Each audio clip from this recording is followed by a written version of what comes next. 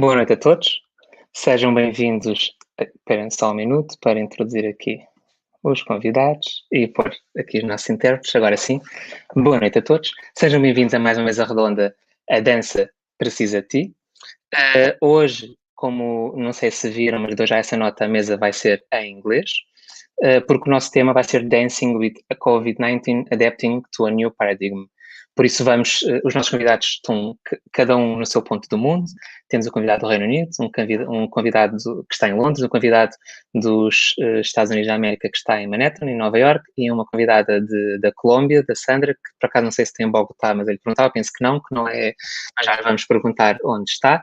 Peço desculpa por essa falha, mas realmente vamos ter aqui um tema de perceber como é que o Covid tem tido impacto e como é que tem funcionado ao longo destes meses e pelo mundo. Acho que vai ser uma conversa bastante interessante para termos outras perspectivas. Temos sempre tido as perspectivas de Portugal e por isso agora vamos ter um bocadinho as perspectivas around the world, um bocadinho pelo mundo fora.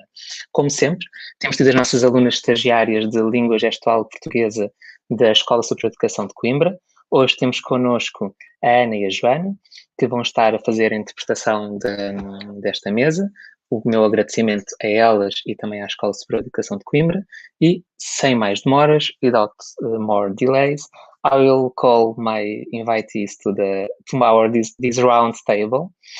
Thank you very much to accepting this invitation. This is a joint event from Plataforma Dança. It's the Portuguese National Association of Dance, and AP Dança is a Portuguese dance association. And IPDC, it's translating, is the Portuguese Institute of Dance and Culture. The Plataforma Dança, just introducing you, it's like the national association that involves all. Then AP Dança, it's more focused on ballet, jazz, and contemporary. And the IPDC, it's more involved with the social dances and cultural dances. And we are promoting these roundtables, debating a lot of issues in the last months, so we can keep up with the discussion and with the bringing dance always to the main stage and to our discussion. Thank you for accepting this invitation. I know that you are in different time hours. Sorry, now the delay. Luis is in the same hour than us. London is with the same hour than Portugal. I know that Igal and Sandra have less. 5 hours, I think. We'll start. I will start for asking you if you can introduce you. I think it's more introduce yourself. I think it's more pleasant than for me to introduce yourself. You know yourself better than me. So, like some small word like what you do, who you are, so the people that are watching us at home can know you. Probably you can start with the lady, Sandra. Welcome. Good night. Welcome to this. Well, thank you very much for having me. It's a great honor. Well, I'll present myself. Well, my name is Sandra Correa. I'm from Colombia, South America. And well, I'm a dancer, a dance teacher, passionate about dance. I am also a technical director in All Dance International, one of the largest dance competitions in the world. So, well, I don't know what else I could tell about myself. I'm also an architect by career, but I'm a dancer and dance is my passion. So, well, whatever I can help or contribute, it's a great pleasure and it's an honor to be here with you guys today.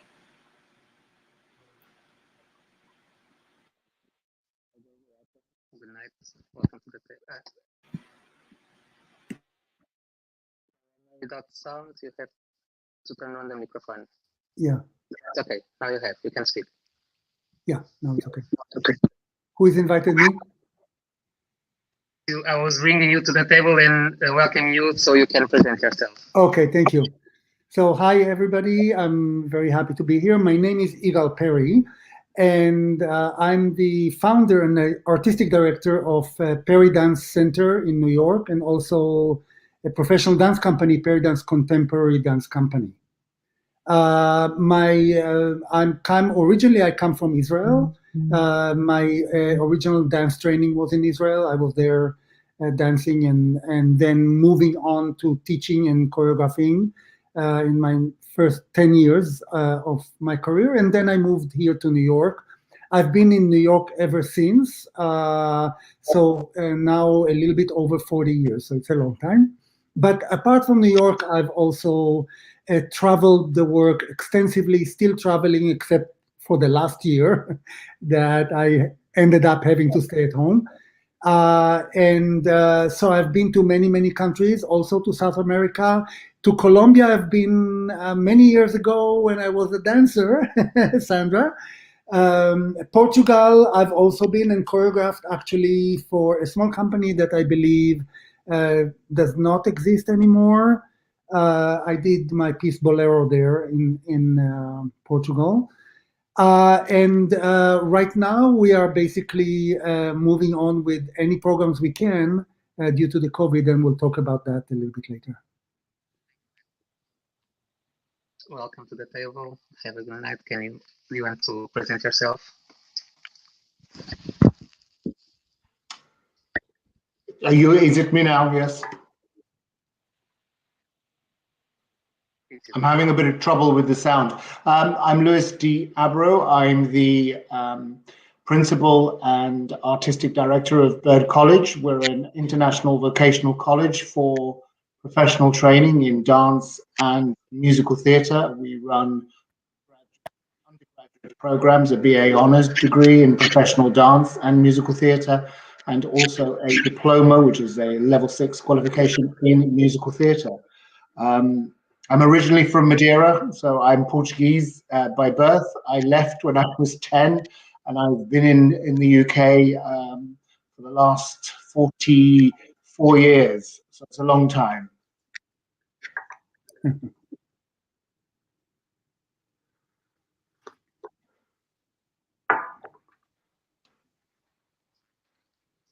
This was also not very good, but I think I'm back.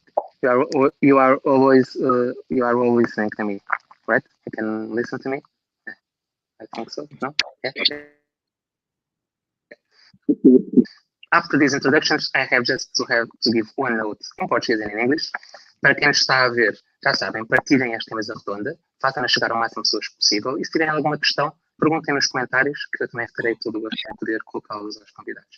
Now in English, for the people seeing around the world, share this live event, share this live, so we can get to the many people as we can and bring dance to all the people around Portugal and around the world. And if you have any question, just write it on the comments, because we'll see it here and I will ask our speakers, our invitees, any questions you want. Now, starting with the first question. I will focus on the beginning, or else in the impact of the COVID. I was asking you probably, what was the impact of COVID in your country? Did you have like a vigorous lockdown? Could the dance schools and the shows work, or you have to stop? If yes, it was like 1 year of lockdown, you have periods you can work and others you can stop, or I know it's a lot of questions, but like to condensate one COVID question. If you could work, when you work, did you have a lot of restrictions, like half of the people in the theaters or half of the people in the dance studios? How it was resuming? How was it this last COVID in pandemic year? I don't know if one of you can start. I'm very happy to start. I think it's probably one of the most difficult periods for vocational students, particularly in London and the UK, in terms of the restrictions. We went into lockdown a year ago, and we all thought we were going into lockdown for about 3 weeks, and that we'd be back after Easter. As a college, we very quickly moved everything on Zoom. And certainly for the first part of the summer term last year, everything worked on Zoom. We thought of new ways of doing things. We were entering an assessment period, so exams, and we had to think outside the box. We had to use the technology, and we made the necessary modifications. A lot of the submissions where we would normally create a live theatre piece, we would create a video. We were asking our students to create videos of themselves in various locations, and actually some creativity came out of that. Some surprises came out of that. Some very innovative work, because we were forced to think outside of the box. We couldn't do things in the usual way, and so we were forced. And creativity, I think that's something amazing about artists. You can be quite creative. So we started to tap into different resources, so using the camera and dance on film. We came back in September after the summer vacation, and we started, obviously we had lots of restrictions. We started what we called was a blended timetable.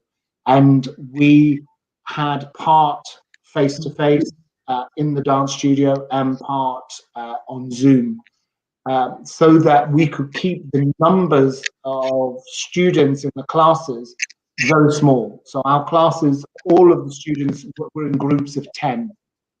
And bearing in mind we're a college that has 600 students, on a timetable basis, that was quite difficult to deliver.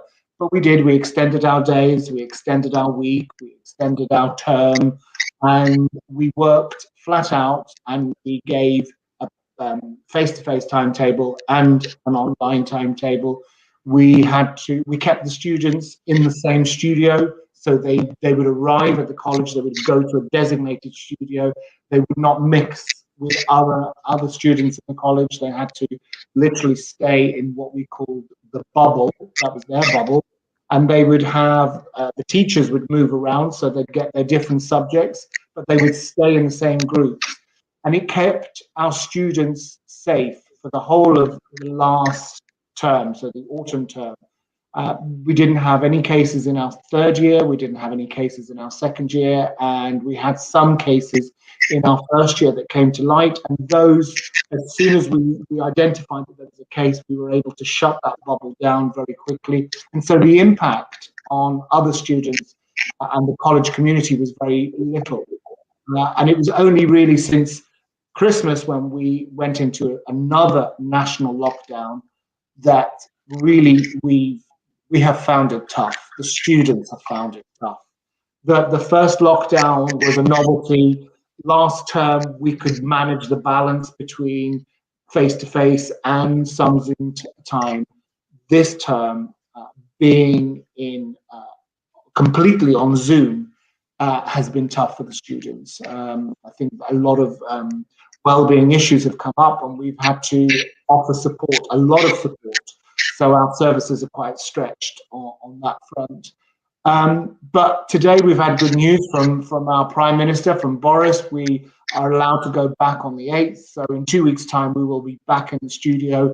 We've increased the size of our bubbles, and we will continue with gusto, and we will continue to make the best that we can out of this very difficult situation, because there's little choice. Either we just crumble or we just keep fighting. And in essence, that's what we've done. We've kept the morale upbeat, positive for the staff and for the students, and we're getting through it by the skin of our teeth. And it's great that we're able to be back from the 8th. There you go. To continue, how did things work in New York?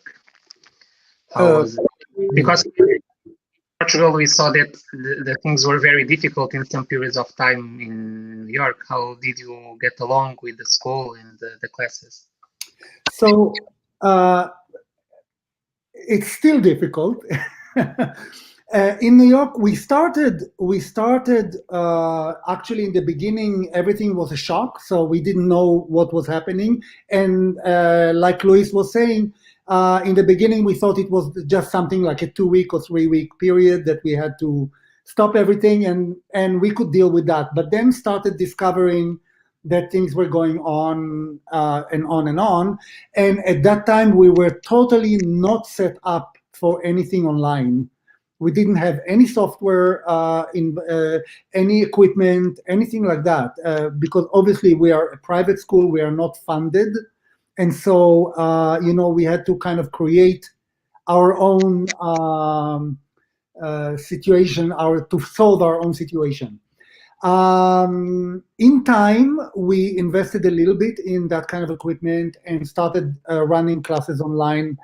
As you all know, for dance, I think it's the most difficult. So if somebody, works in an office and instead of sitting at the computer at the office, they sit at the computer at home, it's not such a big difference. Maybe they can get another cup of tea when they want.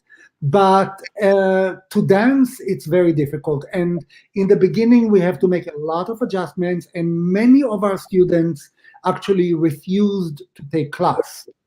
We survive on students' attendance. Basically, we need our students in order to exist. And so in the beginning, it was really very, very, very dangerous for us. Our existence was in jeopardy. But slowly, people got used to the idea, and more people took classes online. And right now, since October, we were able to actually shift to a more of a hybrid program.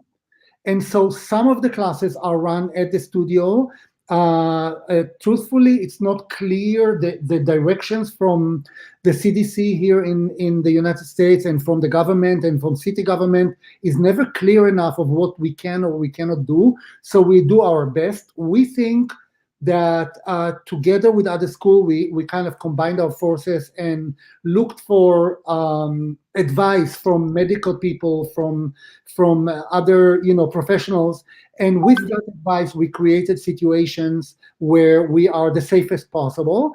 We don't really have a bubble. People are coming in and out. However, we do our checks very well. Everybody that comes in is being checked, and we've had no problem with any infections to date, and let's hold fingers. Moving on, we are really hoping that the ability to accommodate more students in the studio will grow, because accommodating very few students in the classes is also financially a burden. It's not enough income to support the activities. So we're doing everything we can. Fortunately, we were able to get some government support in the summer, which lasted us for a couple of months. And now we have applied for another grant like that out of the government money that is offered to small businesses. And we're hoping to get it soon, and that will allow us to continue and basically doing our best. Nice perception what was going on in New York, Sandra. And in Colombia and South America, now you, especially because of all that, you have a very good insights of what's happening in the world, but especially in South America. How was the thing going in this last year? Well, the same as everybody. Well, in March, around March, we had lockdown. I live specifically in the city of Medellin. It's one of the largest cities in Colombia after Bogota. That's our capital. And well, we started lockdown. As you already said, in dance, that's a big, it's a big threat and a big change. So about 50% of our dance community went live practically immediately, or 1 or 2 months after, because a lot of people refused to go online, because as it was in every place, we thought it was just for like 3 weeks or maybe a month. So everybody's like, no, I'll wait. And well, some like 50% went straight online. I am a founder and a director of a dance studio here in my town. Also, so for example, we went live straight away. We told everybody this week the classes will start live on platform. But like 50% of the schools didn't do so right away. They wanted to wait because everybody believes you can't dance online. It's not as easy. It's not the same. Not everybody has the floors so we can jump healthy. It's a lot of issues that, well, most dancers are aware of, but it's the best that we could do at the time. So here we had very strict measures. We couldn't leave. We could only go some days of the week. That was basically in all Colombia. We couldn't go out.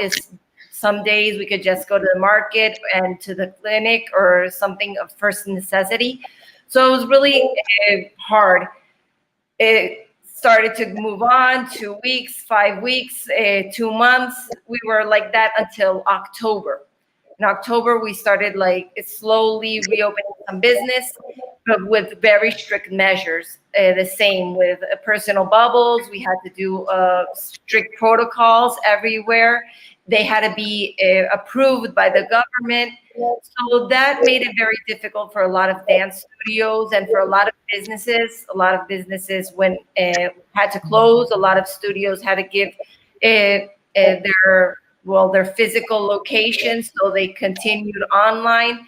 It's been a very difficult situation here in Colombia. Right now, we don't have as much restrictions, but we're not, it's not that we're all okay. The percent of infection is still pretty high, but everybody's trying to like learn how to be safe, to learn to live with it. And well, the Colombian culture isn't very, very conscious, but I think this is making everybody have to be a little more conscious. In South America in general, it's been quite the same. Well, as Pedro was saying, I'm the director of All Dance. That is a competition worldwide, and we have a very strong presence in South America. And it's been relatively the same. 50-60% of dance studios are live still. The other percent are some hybrid, some in the studios, some not. Very local rules for some places that cannot leave home absolutely at this time. So it's been, let's say, a very different time for everybody. A lot of people have been able to start dancing online also. We can't just see the negative part of COVID. We have to also see the opportunities it has brought. As Luis was saying, it makes you more innovative, creative, and being part of the dance, but seeing it from here, that's where I am right now in a lot of aspects through dance. I've also had the experience and been able to hear stories and very, very nice and happy stories about kids that maybe never had access to dance because where they live, there is not a dance studio. And since a lot of dance studios went live, they can start dancing. It's not the same, but for them, it's at least they can start dancing. So that also opened another possibility that I think when we adapt to COVID, because I'm not sure COVID is ever going to leave. It's something I think we're going to have to learn to live with and learn how to manage and expect for not to get, deathly sick, but it's going to be a virus that's going to be with us. So it's going to open a lot of new doors and possibilities for people all over the world to dance and for new businesses as well. A lot of businesses are also opening live because it's a possibility you don't need a physical space. It's been a very, very different time, but in South America, I think it has had a very sad impact and a lot of businesses closing, but it also has opened other windows and other doors.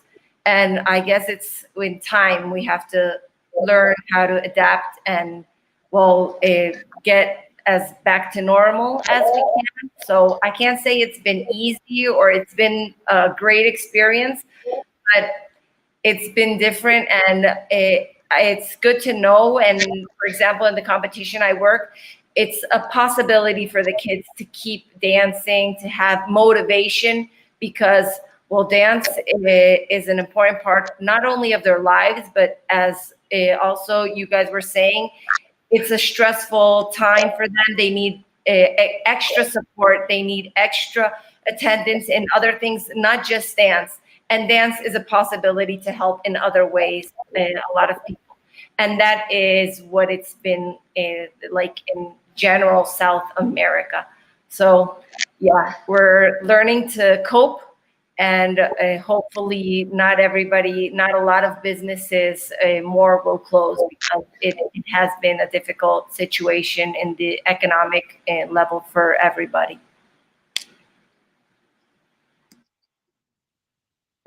Here in Portugal, so you know also, we had like a first lockdown between March and June, and then we opened. We could work almost like the usual, but with the bubbles, we have to reduce like to 60% of the studio capacity.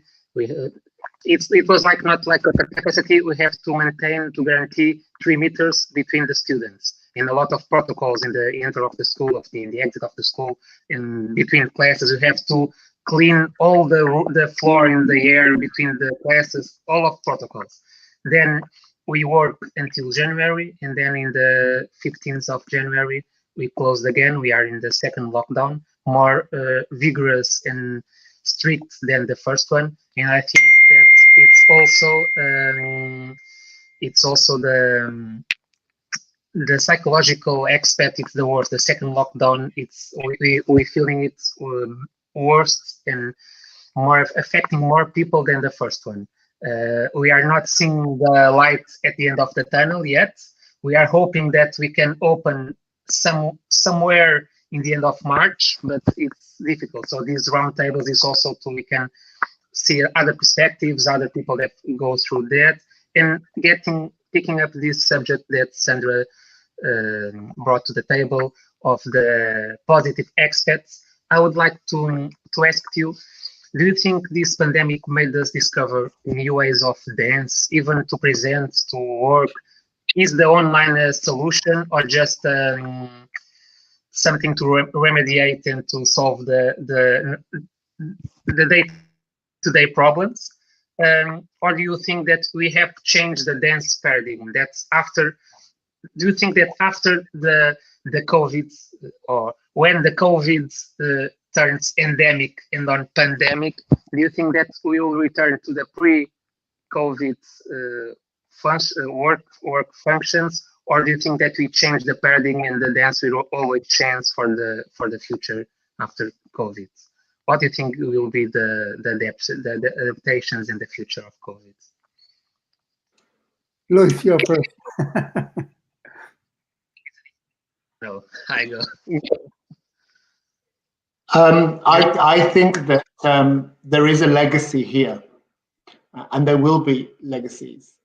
I've had artists from New York teaching our students in London. I've had artists teaching our students from Russia, teaching our students in London, where we would have the logistic nightmare of bringing somebody from New York to London or from Russia. We were able to do it live on Zoom, and we could have as many students as we want because space wasn't a problem. So there was some benefits that definitely came from the restrictions, and I was trying to find ways of giving the students things to be motivated by. So to bring these people that would ordinarily not be easily accessible, suddenly they were accessible. A lot of the feedback from our students, they have found that some, because they were working in their own space, they didn't have necessarily that element of being seen or watched by lots of people, in the same way that you feel that when you're in a studio full of dancers. And so some students actually developed in a sort of clearer way because they were working on themselves by themselves, even though they were getting that feedback from the tutor via Zoom. So that I think there are positives. I think that the creativity of students suddenly having to, where ordinarily they would have created a piece of theatre collectively, suddenly they're creating a piece of theatre, say in threes, on a video. They're making decisions. They're going out and filming pieces on location. They're bringing their videos together. They're learning about editing, and suddenly the most creative things have emerged. And I think they will stay. We have for our BA honours degree, we have a dissertation where at the end of the course, the students have to either write an 8,000 word thesis, or they can do a 50-50, part written, part practical, or they do a performance, so 100% practical with supporting documentation. And I've seen some amazing work that has emerged from these students. And actually, one student created an amazing piece of film, dance on film, in various locations. She's edited, she's developed skills that she wouldn't ordinarily have developed. And actually, that experience was what saved her through this lockdown, because she had the work to focus on, and she had to create it in a safe way, following all the guidelines and all of the restrictions of socially distancing and accessing venues, etc., etc. And she's produced something that she would not have ordinarily have produced had it not been for COVID. On a personal level, I can be in my home. I can have 12 meetings in a day. I never have to leave my home, and I don't have travel time. I have, organizations that I have to meet. I met with the university today. I've had meetings with people that accredit us, and I can fit it all in without leaving the office. So there's a time-saving thing that's actually great. Of course, I miss the physical contact, and we all miss being in a studio and what have you. But there are things I think that will stay. I think Zoom, which is the platform that we use, and Teams, which is another one, we will keep that. I can have a full meeting with all the students, and without them having to leave their home, and we can say, let's meet in 10 minutes, and we're all logged on, and we're there.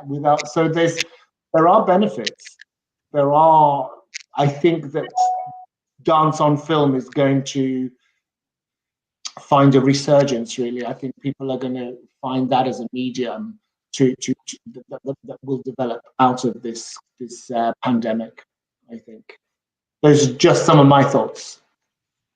I want to actually, our experiences are very similar, but I want to add a couple of things. First of all, as far as the experience of the international, the global experience of Zoom, of doing stuff on Zoom and online, is really, it's a new experience. It presents a lot of positive opportunities.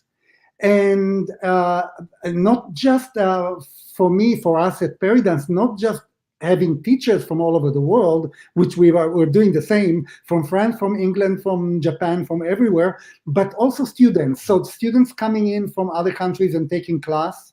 I have my regulars now from London and Czech Republic and in South America, from Brazil and other places. And it's really wonderful. Of course, we have to take into consideration that we have to fit the time zones so that they don't have to take a class at 1 o'clock in the morning.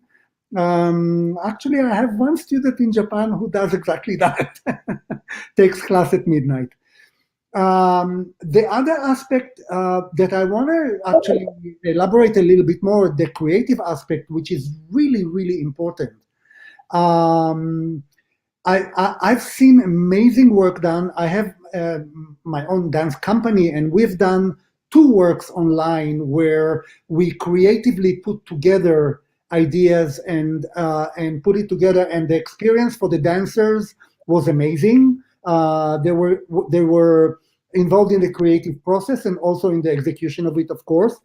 And then the end result, which is something, again, I agree, we would never have done that before had we not been forced into this tunnel of having to do it online. And the third work, I've just finished creating a duet, which is, I think, I don't know, I haven't made the research, but I haven't done the research, but I think it's the first of its kind ever. It's a duet where the dancers were both in their own homes, actually in their own garages, doing the choreography that we worked on. And then I put it together, and it's an actual duet with lifts, support, partnering, and with a live pianist. And that experience has been really, really amazing. If you guys like, I will put on the link, and anybody who wants to see it, you're very, very welcome. I'm not sure how to do that. Maybe on the chat. The link. And then I don't know if it is to the public, but if it's not, then I share it to the public. So okay, so I just put the link. You're very welcome to watch. The nice thing about this is also we put in a little bit of a documentary of the process of the work, which is very interesting and will be also very, very interesting for students to watch and get some ideas about editing and putting dance and film together. So for me, the reason I'm saying it's a great experience and kind of been forced to it because I did it myself, all the editing and everything, and it's not my profession. So part of it was the learning experience of how to actually edit. But I think the result is quite fascinating, and I'm very happy to share it with everybody. So in full work to the studio, will you maintain the hybrid classes that you have, like the presential classes transmitted online, or just some online classes to reach all of the world, or that is too much work, so when you can return your full work in the studio, we'll forget the online classes? No, my intention is to move on forwards rather than backwards. So definitely incorporate some hybrid technology and do it for the future as well. This is something that right now is what we have to do. In the future is something that what we can select to do and add to the experience rather than have it the only way we work. Yeah, so definitely it really adds a lot of aspects that are new and that can even go further as we get more used to it and as we get more ideas, by experience and by doing it. Well, adding to that, I think as Perry said, it's been a very similar experience, I think, worldwide with Zoom and everything. I think, well, obviously, I think we agree it's this live and all the Zoom is not going to replace, and it's not that we're saying it's better. It's what, as you say, we have to do, but it's, I think, like the future. It's going to be something added. It's not going ever back because, well, we can't turn back time. It's something that happened. It's something that had a very big impact in our lives and our way of seeing dance and the possibilities it has opened. That normally, I think the dance community, including myself, was very close to the idea that we could do something live and from home. And it's not that we're saying, or I'm saying it's better. It's different, and it has a whole range of possibilities that we're discovering. Obviously, not for all ages. It's the same experience. A lot of people go to dance and take dance classes as a way to share with other people, as a way to get out of their daily lives and to have some interaction. For little kids, it's not the same. For children, they also need that interaction for socialization, for the ability to communicate with others, for a lot of things. So I think it's like a pause to know something new. And the idea, I think, is always, as you also said, go forward. But that forward is not going to be ever our old reality. I think we're facing a new era completely, where technology is going to be included, is going to be something, not even what we're living today. It's going to be something new that we can only imagine and incorporate. But I think the future definitely has to include all these possibilities that we have found and that we are going to keep on finding, because the technology is going to keep on growing, and especially in this virtual reality. They're already developing new technology for the 3D, for the virtual reality for everybody. So I'm very excited and to see what this is also going to bring for the future. Because we can, obviously, it has a lot of negative impacts, and it's not saying that everything is positive, but we have to see the positive side, because we have to move forward, and we can't keep dwelling in what could have been, what would have been. No, we have to move forward, and I'm very excited to see all the technology and all the new things that are going to bring. For example, I want to watch Perry's video because it sounds very interesting. Me too. Thank you. For me, it's about the balance. You know, what we move forward. We're living at the moment in this screen, and everything is on this screen, and that's too much. But there is benefits, and there is, if you get the balance right, I think there could be some exciting developments coming. And, it could be exciting, and we have to think like that. We have to think positive, otherwise we will.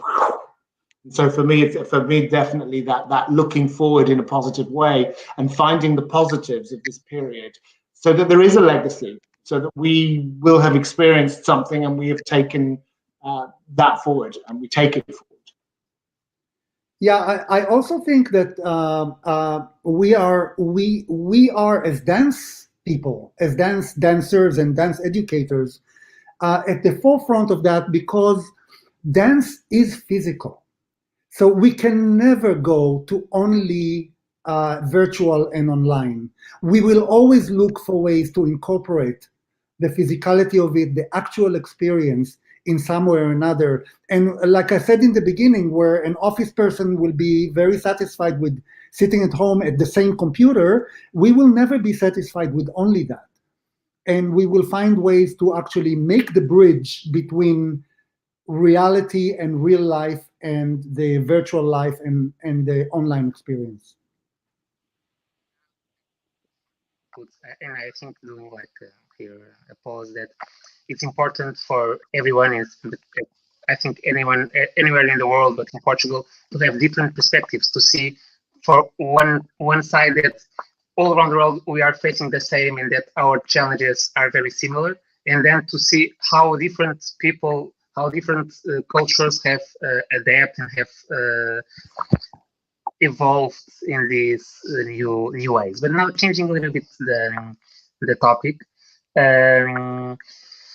in Portugal, with the pandemic, had another good thing that made us organized. Until now, until a few months ago, we didn't have any organization in the dance community. We don't have like a association of a professional association. We are like everyone by itself, working in their schools, in their companies, and this brought us first a necessity, but then this whole new world of being organized, of working together, of bringing different inputs to the table. So my question is, in your countries, are you already organized? Do you have like a professional association? How do you feel that is important in one instance for the development of dance in your businesses, and in the other instance for protecting dance and defending dance, advocating and lobbying with the governments and with all that? If you have, what do you see is the importance in the last years? If you don't have, what do you think it would be the importance? I don't know if you want to stay in the same order, or if you want to change. I'll go first. Actually, we have a new association, which is very unique in the dance scene in New York. When I came to New York many, many years ago, New York was really divided, totally divided into ballet, modern. They didn't talk to each other at all. There was no hip hop or anything like that yet, but there was jazz. And these were almost like factions. They did not talk to each other. They did not respect each other. They almost fought with each other.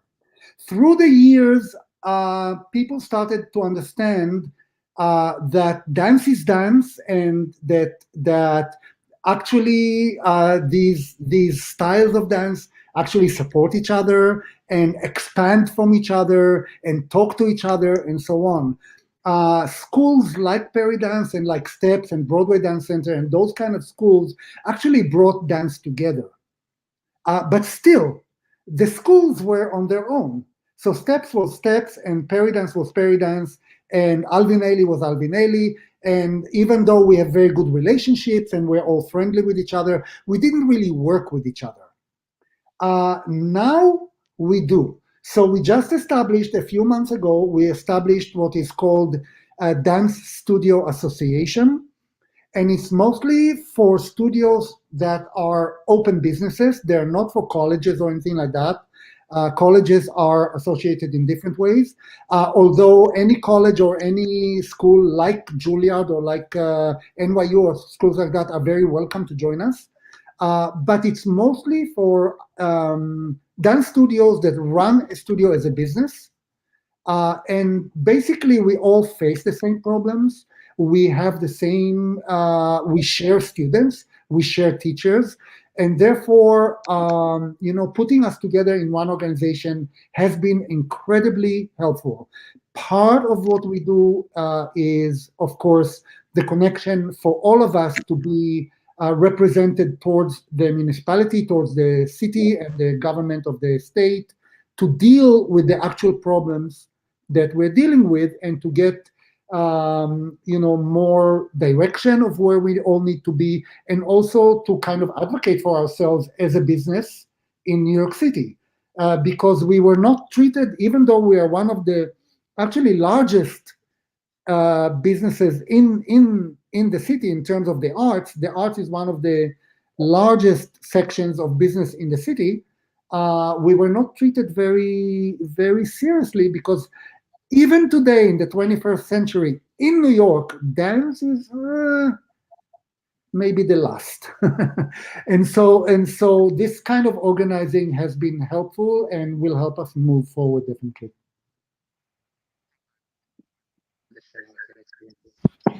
Well, in Colombia, in general, we don't have an association. Here in Medellin, in my town, I could say we used to have an association. So I think we're moving maybe a little bit backwards. We used to have an association. Well, it still exists, but most dance studios don't belong there anymore, because unfortunately they opened their own dance studio from the association. So it's a little mixed there. But I think it's very, very important for dance and the dance community to stick together, to work together, because even if we're indirectly competition, I think we're all looking for the same goal. And I think that's very important to keep in mind, and to work together as a team and have team efforts. That's also, for example, in a country like mine, in Colombia, it's very important, because it makes the dance community more visible to our government. We don't have a lot of government support in culture in general, especially not in the dance community. Here, it's all about football and all about sports, and dance is not considered a sport. So we don't have a lot of help from the government. So I think it would be very, very important for the dance community to really come together, to have an association, and to have a louder voice in general, in the world and in the government and wherever we can, because what dance does in a community it is not valued enough. I think the only people that really value it are the dancers, and especially the dance parents that have seen what dance does in a person, in their development, in personal and social and physical, because dance has more than just one benefit. It can benefit in your life in so many ways. So I really think it would be an important, and I think it's great to see that is one of the steps that is moving forward in hearing your experience. And I think that we're a little late to start that. So yes. Yeah, I totally agree that like-minded people having a representative that speaks to their government is really, really important. And I think that safety in numbers. We're very lucky here in the UK, both in terms of that we have an organisation called Dance UK, and also we have the CDMT, which is the Council for Dance Education, and you have to be accredited, and they accredit small schools, so the pre-vocational, the pre-professional training, as well as the professional training, and that gives us a voice, and that gives us platforms to meet, to share good practice, and I think it's important, and I do believe that depending what government is in power, sometimes the arts are deemed as a luxury. We'll do that if we can afford that.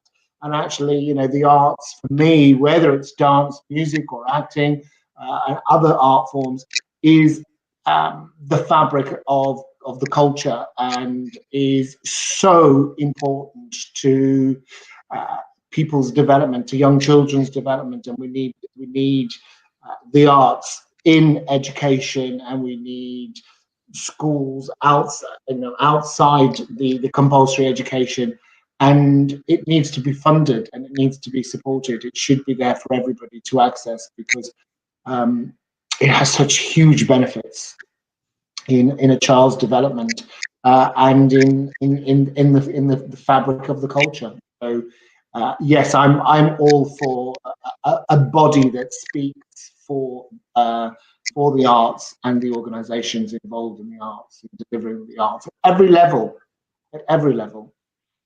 So it's not seen as an elite art form. When you talking about New York and the ballet not talking to the modern, and the modern not talking to, for us, it's important that we're all part of a cultural arts development, and we all contribute. And there is so many synergies between the arts that it's much richer when we're all together and we're all talking, which is great, which is having this platform even that we're already linking different countries together, and making links, and finding the commonalities, and finding new ideas or different ways of doing things, and taking into consideration lots of things, which I think is fantastic. So I'm all for that. Nice to hear this, your experiences, since Sandra was saying, and for me in Portugal, to know that we are not so delayed from New York, that we see like the forward and the lights of some art. We are, for us, is acknowledging that we are doing some nice work and good work, but we have realized that too, that we need to work together in all the styles, since even the modern, the urban dances, the salsa, the social dances, kizomba, all that. So because dance is only one thing. Our last panel this week will be, since dance has a pet, I don't know how to translate this. It's like immaterial patrimony of humanity. Like it's cultural, and dance that since man has a body, man has dance all the time. So we must value more dance, and what we have reached and the knowledge is that if us, the dance community, doesn't value ourselves and bringing our value from inside to outside, it's harder to get the outside to value us. So we're starting then and to have a voice near the government and all that. But now changing to our last round, we are getting to the end of this roundtable. We used to do like 1 hour, so it doesn't get too much. Sorry, I'm tired. It's so much so tired to the people who are seeing us. It doesn't get tired to watching us. But I think this roundtable is very enthusiastic and bringing a lot of information. But we are staying to 1 hour. For the last question, I probably will launch like a challenge. If you could give an advice to some dancer or some business people in the industry, in the dance industry, what would you say so they can face and surpass and get along with these challenging times? And then if you want to give some final notes, but for some final notes in this challenge, what you say to a business person or to a dancer or to a teacher, how do you get through these times and what do you say to them? Sandra, okay, now you. I'll go again. Sandra, you would like to go? Okay. Very, very simple, actually. When we are in a bind, when we are in a situation that's hard, we tend to kind of close ourselves in that situation and not see the outside. But the best advice I can say is from my experience in my life, no situation remains the same. And so if we believe and if we understand that things will change, we can actually help create that change that now we believe in and move forwards. So basically, we should not keep ourselves locked in the hardship of it, but look forwards to the possibilities that this is presenting and find a way to move forwards.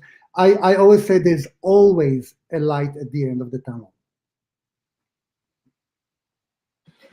Well, I think that's amazing, and it's a very, very wise advice and very wise view. I would also say the same I tell all my students when they're in a dance and on stage. It doesn't matter what happens, keep moving. So I think it applies here as well. We have to keep moving, see the positive, because everything will always have a positive side if we have the ability and the desire to see it, because we have to want to see the positive.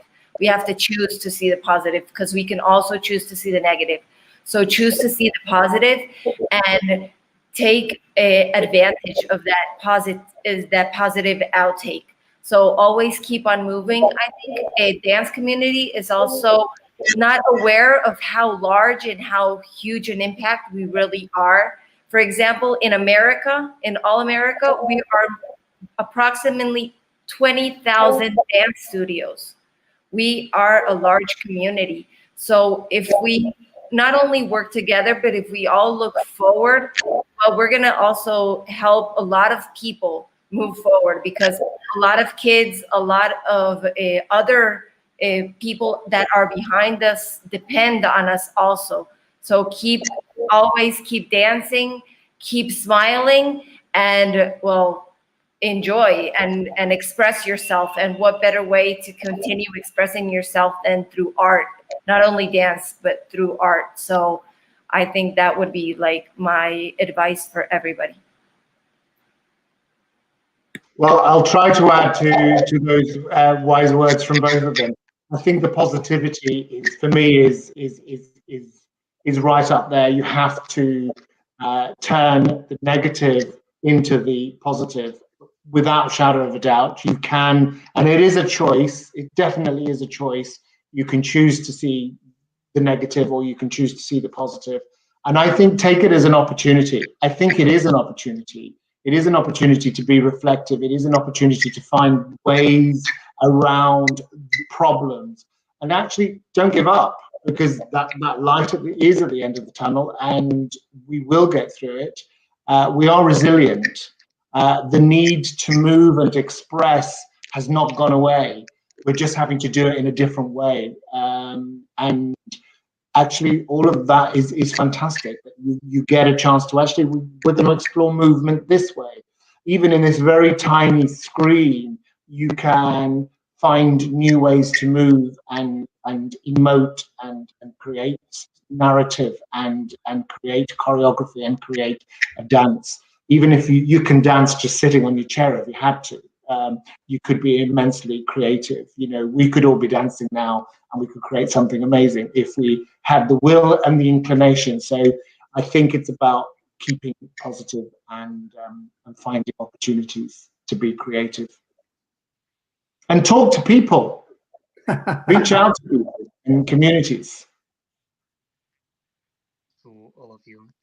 I think it was amazing to hear your experiences all around the world, to see how other countries are facing this and going through these challenges, and I think that we all, as a dance community, can go forward, we can evolve, we can reach new contacts, and I think that this is surely the greatest thing that came from COVID was this new aspect of communication. Probably 2 years ago, we never thought of having like an online debate with people in two different continents or subcontinents, and sharing experiences. And I also thought that it's the way it's to bring people together, to create networks, to create bridges, and always only with all the dance, no matter what kind of dance, but only when with all the dance working together that we will evolve in reaching new levels and higher levels of excellency in dance. So thank you very much for this hour that you gave us and to sharing our experiences. I hope that we can speak in future opportunities in different tables, perhaps sometimes in the future. We don't know how or when to have like a physical congress, then we can be real in the same table and invite you to Portugal. We can dream, I don't know. But thank you very much for your presence and for your sharing. Thank you very much, and nice to meet you all. Thank you. Thank you very much. Bye. Bye-bye. Thank you very much.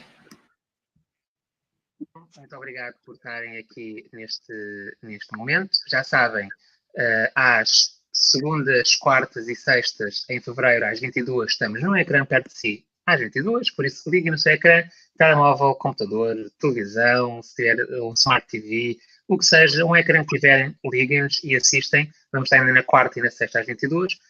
Fiquem connosco. Antes de ir para esta mensagem, que é, mais uma vez, um agradecimento à Escola Superior de Educação de Coimbra, à Ana e à Joana pela sua interpretação de língua gestual portuguesa, que hoje foi um desafio extra, porque além disso tinham a tradução do inglês depois para a língua gestual portuguesa, que acredito que não seja o seu dia-a-dia, por isso muito obrigado às duas por terem estado cá presentes. E, como eu tenho dito sempre, dança em casa, dança at home, never give up, não desistem, o mais importante é vamos contribuir, estamos quase lá, não sabemos qual é o caso, mas estamos quase lá, falta um danoninho, por isso fiquem em casa e dancem em casa. Muito obrigado. Até quarta. Thank you. See you Wednesday. Thank you to our speakers and invitees. Until next time. Thank you. Thank you. Thank you.